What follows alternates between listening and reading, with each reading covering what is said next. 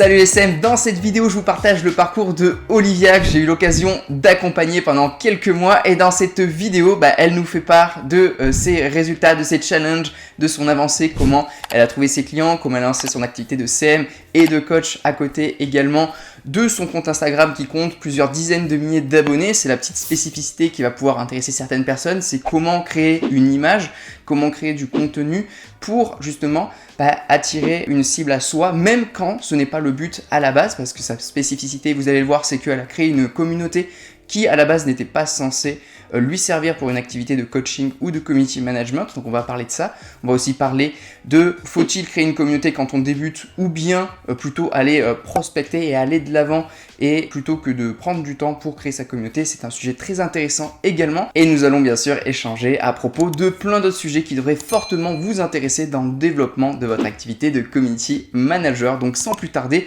je vous laisse avec Olivia, c'est parti.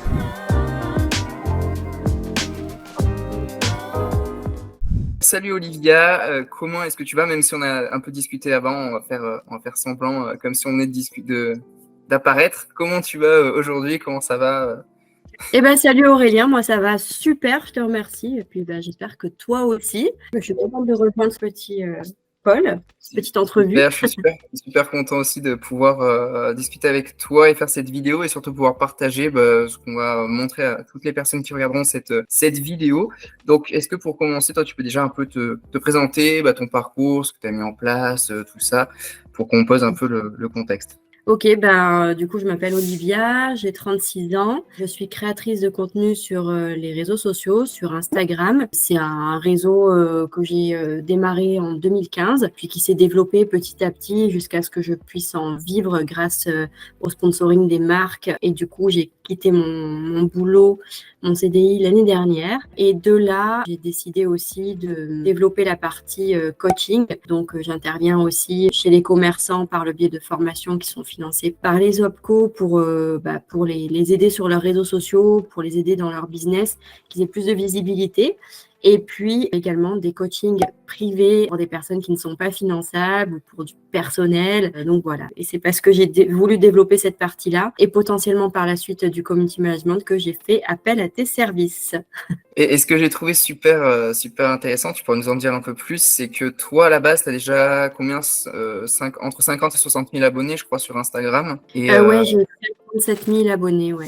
Et du coup, ce qui était marrant quand on a échangé la première fois, c'est que tu m'as dit, même quand tu proposes pas de coaching ou de community management à la base, ça t'offre quand même des opportunités. Tu as quand même des personnes qui te demandaient si tu proposais du coaching, si tu proposais des formations, du CM, tout ça. C'était assez marrant. Tu peux nous en dire un peu plus là-dessus? C'est à partir de quel moment toi, tu as commencé à avoir des gens qui t'ont demandé? Qu'est-ce qu'on te demandait le plus comme service? Et aussi, est-ce que c'est ça qui t'a poussé aussi à te lancer là-dedans? Parce que tu t'es dit, il y a quelque chose à faire en plus de ce que je fais déjà sur mes réseaux sociaux. Parce que tes réseaux sociaux, à la base, c'était beaucoup de placements de produits ou de collab avec des marques, c'est ça? Ouais, c'est ça. Après, pour remettre les choses un peu dans le contexte, j'ai fait 10 ans dans une entreprise au sein du service web marketing. Donc, j'ai occupé plusieurs postes là-dedans. Donc, je baignais déjà là-dedans. J'ai eu Instagram qui s'est greffé par-dessus.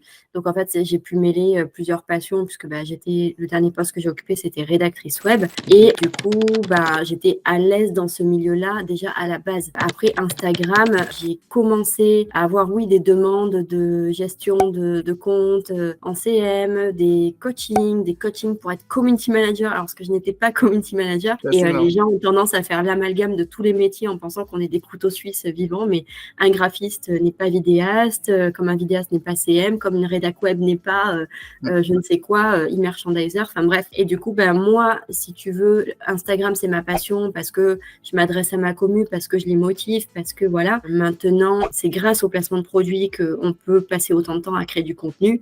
Mais moi, par rapport à mon parcours dans le web marketing, ça ne me suffisait pas, entre guillemets, intellectuellement. C'était pas mon ambition de ne faire que Instagram et puis c'est beaucoup trop instable.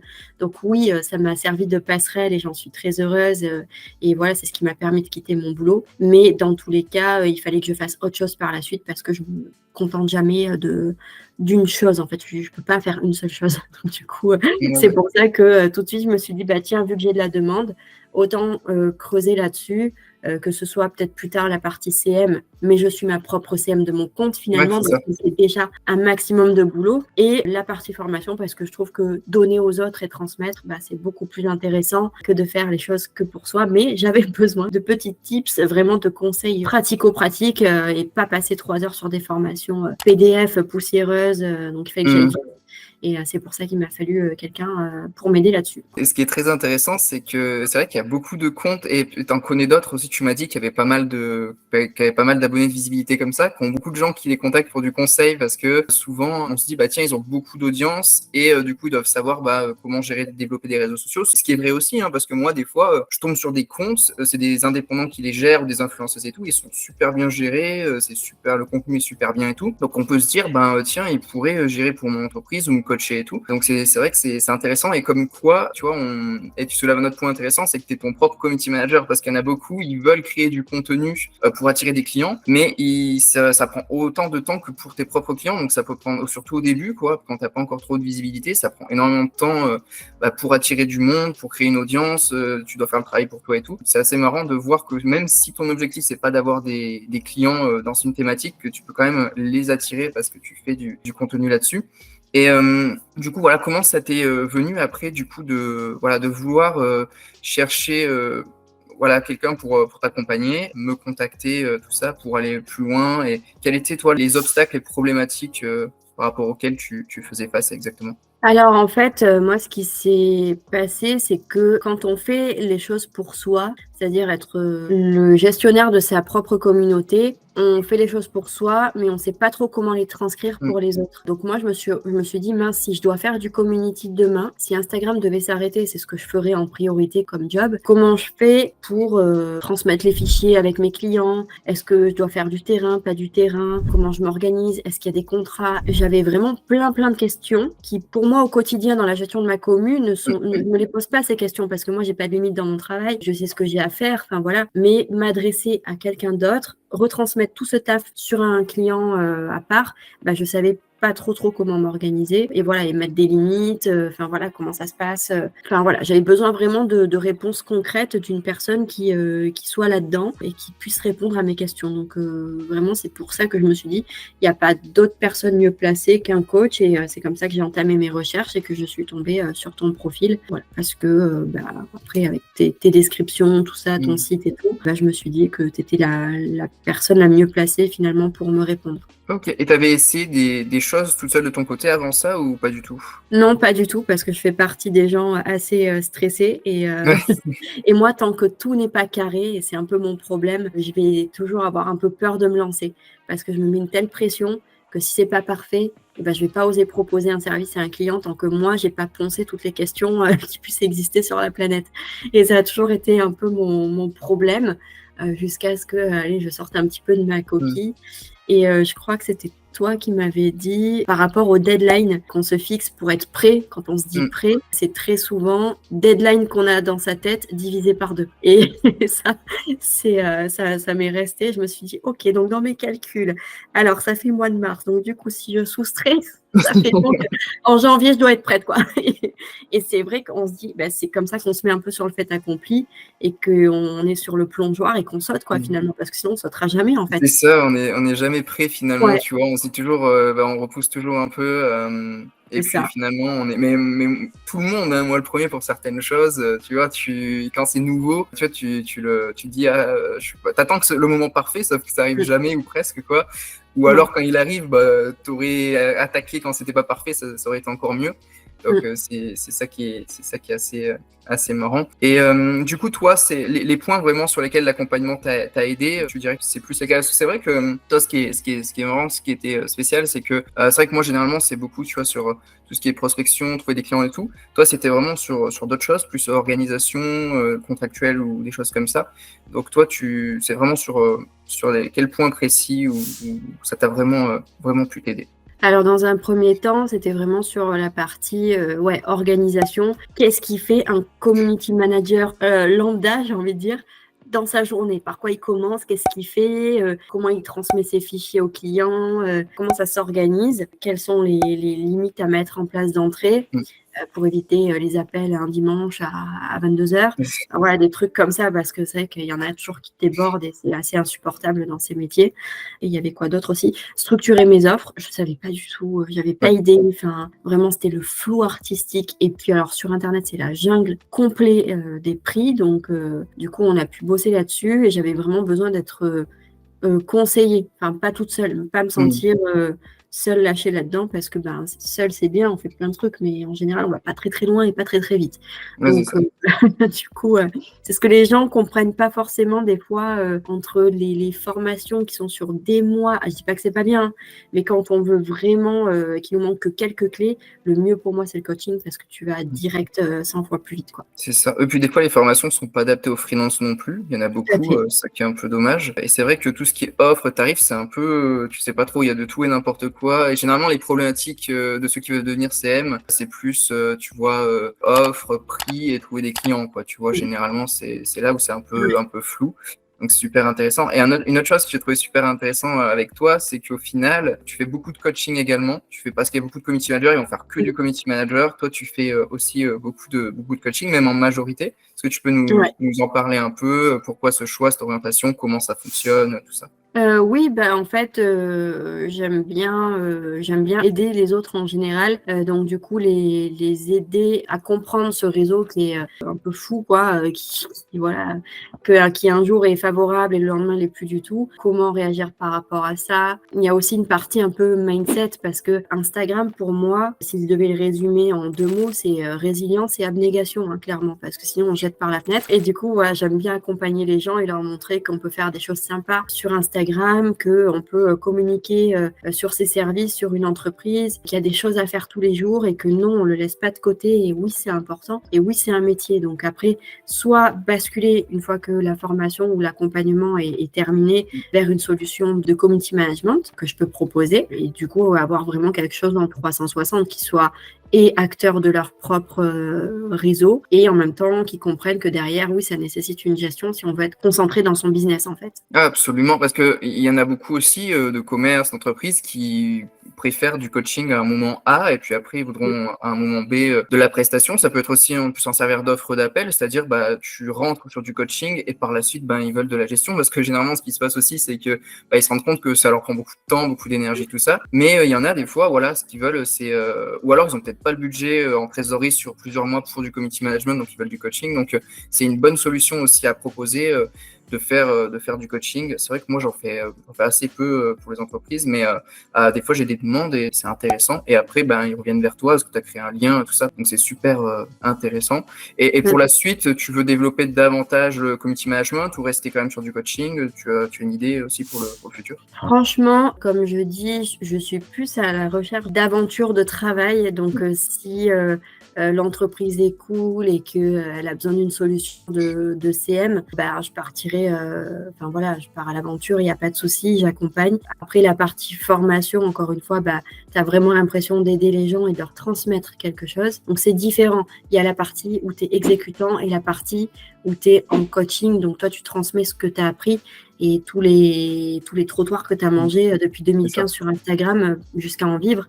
Donc, je trouve ça assez intéressant. Maintenant, franchement, je ne saurais pas quoi choisir entre les deux puisque, comme tu le disais tout à l'heure, un accompagnement au début peut déboucher sur une gestion en CM et je trouve que les deux sont très bien puisque j'aurais transmis les bases d'entrée et après la personne elle saura en bossant ensemble ce que c'est que la gestion d'un compte et du coup la relation je pense qu'elle pourrait être un peu plus équilibrée et stable entre le CM et le professionnel en fait. Donc absolument, ouais. Parce que des fois tu peux avoir des offres où de toute façon tu es amené à coacher un peu le client, tu vois, quand c'est le client qui s'affiche, tout ça, tu es obligé de le coacher, de l'accompagner un peu, de lui dire faire comme ci, comme ça. Quand il te fournit du contenu, ou qu'il doit faire des stories ou des choses comme ça, en fonction du type de client que tu as ou d'offre, tu ne gères pas à 100% le compte et le client, des fois, il est obligé d'interagir tout ça. Donc, c'est super intéressant si en amont, tu as déjà une partie coaching, de relation qui s'est installée et qu'il est habitué à ça. Donc, c'est vraiment super intéressant. Également, en termes de tout ce qui est trouvé des clients, du coup, aujourd'hui, comment ça se passe pour toi? Parce que tu as déjà une visibilité, tout ça. Donc, c'est quelque chose, j'imagine, qui t'a déjà énormément aidé. Tu n'as pas trop prospecter, c'est surtout vers toi qui sont venus jusqu'à maintenant? Ouais, en fait, j'ai la chance, grâce à mon compte Instagram, d'avoir une force de frappe qui est plus large. Donc forcément, le lundi, je vais axer ma communication sur les formations pour les commerçants qui sont finançables. Et puis même, à force d'en parler sur Instagram, parce que les gens voient que c'est mon taf, que je suis passionnée. Et du coup, il y en a plein qui se disent, tiens, j'aimerais bien faire une formation avec Oli ou un coaching ou un accompagnement. Et du coup, j'ai pas eu besoin jusque-là de démarcher. On vient machinalement vers moi et c'est vrai que c'est génial pour ça. Après, j'ai aussi des demandes de plus en plus de conseils en entreprise, donc du consulting. Et là, encore une fois, tu m'es utile, Aurélien, parce que voilà, j'ai des choses qui me sortent du jour au lendemain du chapeau et on peut en discuter ensemble. Tu me donnes ton avis. Enfin, voilà, c'est toujours dans l'échange.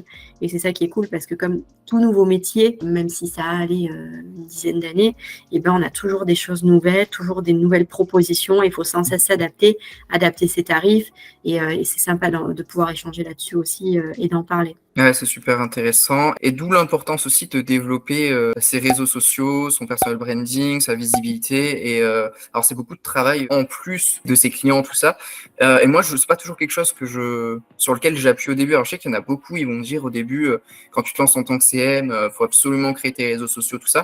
Moi, je sais que les personnes que j'accompagne, je mets pas le focus là-dessus généralement, surtout qu'en plus c'est pas leur truc. Il y en a, ils vont le faire naturellement, ils vont adorer ça. Je dis vas-y, tu vois, mais il y en a, ils vont le faire, ils vont se forcer. En plus, ils vont pas bien le faire, donc ça sert à rien de mettre de l'énergie là-dedans. Et tu peux très bien, moi c'est ce que j'ai fait, j'avais zéro visibilité sur Internet quand j'ai trouvé mes clients, et ça t'empêche pas, tu vois, et moi les personnes que j'accompagne, ça les empêche pas d'en trouver. Par contre, quand tu as déjà une visibilité ou que tu aimes développer cette visibilité-là pour toi, faut pas hésiter à le faire, c'est toujours un plus qui est quand même super intéressant. C'est pas indispensable, mais c'est un gros plus qui peut t'amener des super opportunités et aussi appuyer ta notoriété, ton expérience et plein de choses. Donc, c'est super intéressant. Et voilà. Mais après, je sais qu'il y en a des fois, ils vont être un peu frustrés de pas le faire ou de pas aimer le faire, ou ils vont se dire, si je fais pas, je trouverai pas de clients, ça n'a rien à voir. Mais c'est toujours un plus, en fait. Plus t'as de cordes à ton arc, mieux c'est, quoi. Après, ouais, je sais que perso, je me suis demandé si j'allais faire un compte Instagram exprès pour ça, pour parler de l'activité d'accompagnement, formation, etc. Et puis, je me suis dit, est-ce que c'est pas encore… Alors, comme je dis, ne jamais démarrer un réseau social si on sent qu'on n'a pas la capa de s'en occuper. C'est une poubelle à ciel ouvert, faut pas l'oublier. Et demain, on n'est pas à l'abri d'un bad buzz, de je ne sais quoi qu'on ne verra pas passer parce qu'on ne sera pas dessus. Moi, j'ai déjà une commu à gérer, 57 000 personnes, ça fait beaucoup. Si on veut proposer du contenu, surtout que j'ai aussi un compte TikTok que j'essaie de développer, mais si on veut mettre en fait, on peut pas mettre de l'énergie partout tout le temps. Donc là, je suis plus sur l'optique de création de sites internet. Et là encore, tu m'es utile puisque on va reparler des offres, etc. prochainement pour le structurer. Mais voilà, je préfère en parler sur mon compte perso Instagram où j'ai ma commu que de développer un deuxième compte. Je dis pas que je le ferai pas un jour, mais aujourd'hui, je n'en ai pas la capacité. Et tant que je n'en ai pas la capacité, je ne ferai pas parce que c'est comme ça qu'on fait du mauvais travail. Donc, du coup, je reste. Ça. En fait, c'est comme si tu avais un nouveau client, quoi, et ça va être, si tu veux bien le faire, ça va te prendre énormément de temps. Et j'en vois qui font ça, qui dépensent une énergie monstrueuse, qui font des trucs super jolis et tout.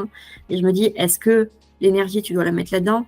Ou est-ce que l'énergie, tu la mets plutôt dans le démarchage de clients si tel est ton but ? Je pense que comme tu dis, on n'a pas forcément besoin d'être surexposé sur les réseaux, de créer 1000 comptes pour être visible et pour avoir des clients. Après, je pense que il y a une grosse partie bouche à oreille, on va pas se mentir, mais il y a aussi une partie après démarchage. Et je pense que quand tu es derrière ton écran à créer la slide en couleur, machin, t'es pas sur le terrain en train d'aller toquer aux portes. Et pour moi, c'est pas forcément efficient. Long terme, c'est intéressant, mais court terme, en fait, une personne qui débute et qui veut trouver des clients le plus rapidement possible, tu prends deux personnes, une qui crée juste du contenu et qui espère attirer des gens avec ça, à part qu'elle arrive à être virale dès les premières semaines, premiers mois, ce qui est généralement assez rare et compliqué. Pas impossible, il y en a qui arrivent, mais la plupart du temps, si tu prends sur 100 personnes, t'en as peut-être une qui va y arriver, quoi. C'est assez rare. Mais long terme, c'est super intéressant. T'en prends une autre à côté qui prospecte, qui va dans des événements, qui envoie des emails, des messages et tout. Celle qui va de l'avant, elle aura des clients avant celle qui crée juste du contenu, c'est certain. Okay. Et je pense que c'est bien d'avoir un équilibre entre les deux. Tu vois, plus par la suite peut-être. En fait, ça dépend aussi de la vision qu'on a de l'activité, etc. Ça mériterait, ça sera le sujet d'une vidéo, ça peut être très intéressant. Mais en tout cas, c'est intéressant de voir que pour toi, la communauté que tu as créée de base, où tu parles plutôt, où c'est assez généraliste, c'est axé un peu fitness, mais de manière assez généraliste. Tu peux t'en servir pour tout après, c'est ça qui est super intéressant. Parce que tu peux t'en servir. Puis du coup, tu as une grosse partie aussi un peu mindset finalement. Donc, ce que je transmets aux gens la journée sur mon compte OliUp, ça va aussi avec l'idée derrière de, voilà, je parle aussi de mon parcours, que oui, il faut se bouger, oui, il faut secouer un petit peu les arbres pour que ça tombe.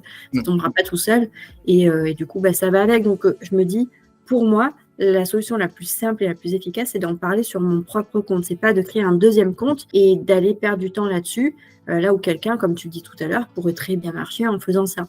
Moi, ça serait trop et ça serait une erreur de le faire parce que je perdrais trop de temps sur ça et pas assez ailleurs sur d'autres points plus opérationnels. Ok, c'est super. Je crois qu'on a fait plus ou moins le tour, tout ça. Est-ce que, voilà, si quelqu'un est community manager, qui souhaite, voilà, développer son activité, avancer tout ça, qu'est-ce que tu lui dirais par rapport à l'accompagnement, au coaching, tout ça? Est-ce que c'est quelque chose que tu recommanderais? Qu'est-ce que tu aurais à lui dire, par exemple, une personne qui saurait pas trop si se lancer ou non? Forcément, je recommanderais obligatoirement ton coaching puisque tu es hyper disponible, vraiment, très très honnêtement, tu es hyper disponible. On discute depuis cet été, donc tu es toujours là à demander des nouvelles, comment ça se passe, etc. Même si pendant des fois plusieurs semaines, on communique pas. Maintenant, quand j'ai une question, tu es toujours là pour essayer de répondre. Et franchement, ça soulage aussi d'avoir quelqu'un sur qui compter et à qui poser des questions, parce que des fois on est un peu paumé, parce qu'on a 1000 trucs à faire et voilà. Et moi je trouve que c'est un accompagnement qui est génial parce que si j'ai des questions techniques, tu seras là pour répondre. Des fois je sais que c'est peut-être pas forcément dans tes compétences, mais tu vas toujours essayer de trouver une solution et pour ça c'est génial parce qu'on va carrément plus vite. Et moi j'ai pas besoin de notions de web marketing sur des formations qui durent des mois et des mois, je m'en fous. Donc en fait c'est vrai que là t'es là. J'ai une question, bam, tu réponds. C'est inversé en fait. C'est le principe un peu de la formation inversée. C'est moi qui pose des questions et c'est toi qui y réponds. Là où des fois on me donne des réponses, mais je m'en fous des réponses en fait dans les formations classiques. Tu vois ce que je veux te dire? Donc non, vraiment au top et tu as plus l'impression de faire équipe avec quelqu'un que d'avoir à faire une formation en ligne, même si on a des très bien encore une fois. Moi, en tout cas, c'est pas ce dont j'avais besoin. J'avais besoin d'aller plus vite. Ok, c'est super, super intéressant. Où est-ce que peuvent te retrouver les personnes si elles veulent échanger avec toi, te poser une question, même voir ce que tu fais, ton travail, parce que ça a peut-être dû... il y a des personnes qui se sont dit, tiens, elle a un gros compte et tout, j'ai envie de voir ce qu'elle fait. Où est-ce qu'on peut te retrouver? Donc, je mettrai ton Instagram dans la description. Je sais pas si tu es ailleurs, tu es sur TikTok aussi. Où est-ce que les gens peuvent venir échanger avec toi du coup? Tout simplement sur mon compte Instagram OliUp, du coup Oli-up UP. Yes, on marque de toute façon. Voilà, et dessus j'ai une adresse email, donc ne pas hésiter sur ma page principale à m'envoyer un email. Après j'étudie les différentes propositions, les différents cas, etc. Donc voilà. Et TikTok c'est aussi OliUp, il est en cours de développement, donc du coup. Ouais, parce qu'en termes de réseaux sociaux, c'est vrai qu'on a parlé que d'Insta, mais du coup t'as quoi d'autre? T'as TikTok et c'est tout? Non, j'ai TikTok, c'est tout, ouais. C'est déjà beaucoup. T'as pas LinkedIn, toi, parce que c'est vrai qu'il y a des CM. Mais après non, je poste rien de spécial. C'est vraiment une page, pour dire d'avoir une page LinkedIn, quoi. Ça marche. Est-ce que tu as un mot de la fin, quelque chose à dire aux personnes qui nous regardent? Oui, je dirais ne pas attendre que les choses tombent du ciel et se bouger. Et encore une fois, ce qui m'aide le plus, c'est pour se mettre un petit peu en danger, mais de la bonne manière. Quand on a un projet, c'est deadline divisé par 2. Voilà. Et je pense que c'est vraiment le truc où tu es vraiment stressé, mais tu y vas et après tu es content parce que tu as fait des bêtises. Mais par contre, tu sais les corriger derrière et tu t'es lancé et tu n'as pas perdu du temps et tu t'es pas caché derrière la fausse procrastination ou en tout cas des excuses. Donc ce sera mon mot de la fin. Absolument. Rien à rajouter, c'est parfait. En tout cas, merci pour ton intervention. C'était super de pouvoir t'avoir ici. Merci beaucoup à toi surtout et pour l'accompagnement et pour ton professionnalisme, Aurélien. Donc voilà les CM pour cette vidéo. J'espère que ça vous aura plu, que vous aurez appris des choses. J'espère que le parcours d'Olivia aura pu vous inspirer. N'hésitez pas à aller la contacter si vous avez des questions, si vous avez envie de discuter avec elle. J'ai mis le lien vers son compte Instagram dans la description. Également, si ça vous intéresse d'être accompagné par moi, vous pouvez le faire en cliquant également dans la description. Il y a un lien pour réserver un appel avec moi, pour me contacter si vous avez également des questions. Il y a également la formation offerte que je mets à disposition de tous les CM et futurs CM qui souhaitent développer leur activité. Et vous pouvez checker, c'est le premier lien dans la bio. Également, n'hésitez pas à venir me suivre sur Instagram si vous avez des questions, me suivre sur tous mes réseaux sociaux. vous abonner à la chaîne YouTube pour ne pas rater les prochaines vidéos. Et les CM, moi, quoi qu'il en soit, je vous dis à très vite dans la prochaine vidéo. D'ici là, déchirez tout dans votre activité. À très vite.